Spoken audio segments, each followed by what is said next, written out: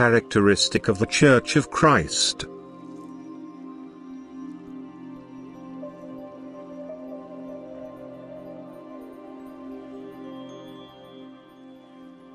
The working of my Spirit is the characteristic of my Church which I myself founded on earth. Time and again I must tell you that you can only recognize my Church by that you are only members of the Church of Christ when the Spirit is able to work in you. When your thinking is enlightened, even if you are not called on to accomplish extraordinary things.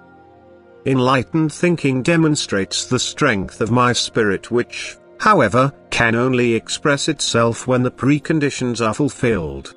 When selfless activity of love has established the bond between the spiritual spark within you and its Father Spirit, then you will also be able to have a living faith, for love will have brought the faith in you alive and the Spirit within you will brightly and clearly realize which teachings correspond to the truth, thus you will also uphold them with conviction towards your fellow human beings.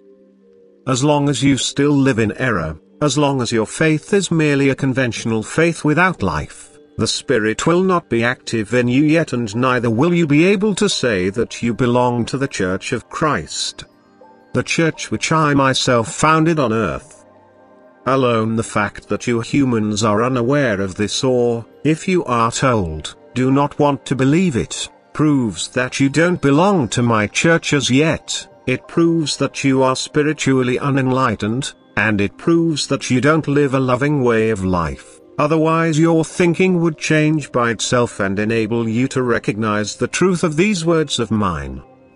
Let me earnestly remind you to live a life of unselfish love, for this is the first condition in order to awaken the spiritual spark in you, so that it will become active, so that it will grant you realization of the truth.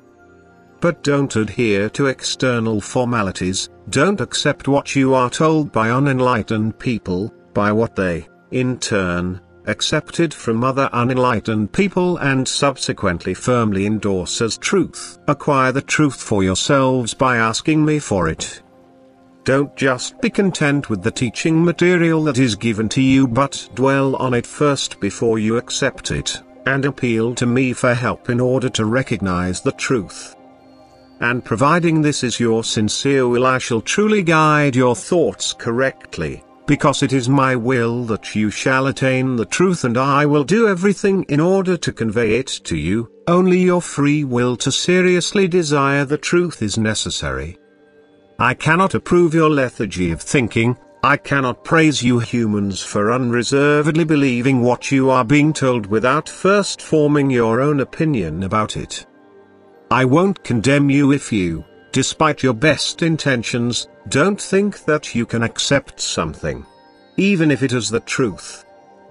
But I will condemn you if you accept spiritual knowledge without thinking about it, because spiritual knowledge must become a certainty in you, and this is only possible if you mentally look at it from every angle and, in order to then think correctly, ask me myself for help.